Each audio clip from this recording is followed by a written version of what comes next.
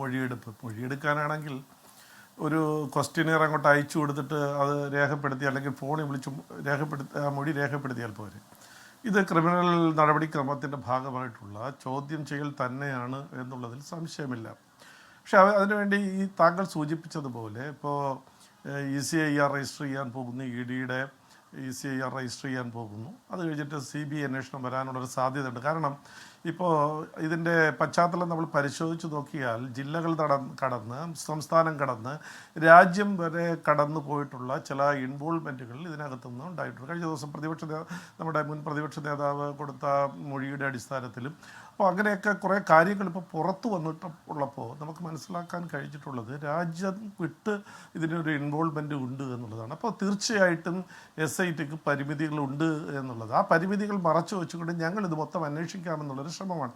എന്തായാലും കോടതിയുടെ ഇടപെടലും ഈ കേരളത്തിലെ ഭക്തജനങ്ങളുടെ ഒരു പ്രാർത്ഥനയും കൊണ്ട് തീർച്ചയായിട്ടും ഇത് സത്യസന്ധമായ ഒരു അന്വേഷണത്തിലേക്ക് പോകും എന്നുള്ളതിൽ ആർക്കും സംശയമില്ല. പക്ഷേ നമ്മളെ പേടിപ്പിക്കുന്ന ഒരു കാര്യം, ഇപ്പോൾ ഹൈക്കോടതി വളരെ വിശ്വസ്തരായ 2 ഉദ്യോഗസ്ഥന്മാരെ എടുത്ത് നോമിനേറ്റ് ചെയ്തിട്ട് നിങ്ങൾക്ക് ഇഷ്ടമുള്ള ആളുകളെ, നിങ്ങൾക്ക് വിശ്വാസമുള്ള ആളുകളെ ഇത് ഉൾപ്പെടുത്തി ഒരു അന്വേഷണ സംഘം രൂപീകരിച്ച് അന്വേഷണവുമായി മുന്നോട്ട് പോകണമെന്ന് നിർദ്ദേശം എടുത്തിട്ടും ആ സത്യസന്ധരായ ഉദ്യോഗസ്ഥർ എന്ന് പറയുന്ന അവരുടെ പോലും ഇപ്പോൾ പൊതുജനങ്ങൾക്ക്, വിശ്വാസികൾക്ക് അവിശ്വാസം വരുന്ന അല്ലെങ്കിൽ അതിൽ വിശ്വാസം നഷ്ടപ്പെടുന്ന രീതിയിലേക്കുള്ളതാണ് ഇപ്പോൾ ഉള്ള സംഭവങ്ങളാണ് ഈ അടുത്ത കാലത്ത് ഉണ്ടായിട്ടുള്ളത്. ഇവിടെ ചർച്ച ചെയ്തിട്ടുള്ള കാര്യം തന്നെ ഈ ഓരോ ആളുകളെ ചോദ്യം ചെയ്യുമ്പോഴും വലിയ പരസ്യങ്ങൾ കൊടുത്തു.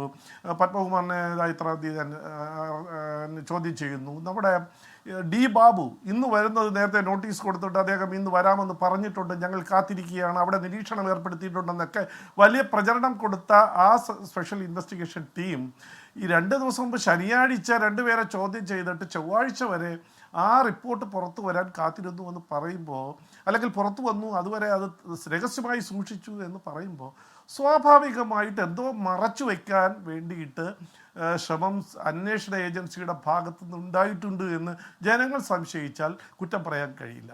പക്ഷേ എന്തായാലും ഈ അന്വേഷണം മുന്നോട്ട് പോകും. നമുക്ക് മനസ്സിലാകുന്നത് ചില ആളുകളിൽ മാത്രമായി ഇത് പരിമിതപ്പെടും. വലിയ സ്രാവുകൾ രക്ഷപ്പെടുന്നതിന് വേണ്ടിയുള്ള ശ്രമം അറിഞ്ഞോ അറിയാതെ അല്ലെങ്കിൽ മറ്റ് സമ്മർദ്ദത്തിൻ്റെ ഫലമായിട്ടോ അങ്ങനെ ഉണ്ടാവുന്നു എന്നുള്ളത് സത്യമാണ്. ഇപ്പോൾ PK ഗോപൻ ഹാഷ്മി ആദ്യം ചോദിച്ചപ്പോൾ ഒരു കാര്യം പറഞ്ഞു, വളരെ ലളിതമായിട്ടാണ് അദ്ദേഹം സരസമായിട്ടാണ് പറഞ്ഞത്. സാർ, ഇത്രയൊന്നും ചാടിയിട്ട് ഇളകിയിട്ടൊന്നും ഒരു കാര്യമില്ല, ഞങ്ങൾക്ക് ഇത് എവിടെ ചെന്ന് നിൽക്കുമെന്ന് ഞങ്ങൾക്കറിയാം.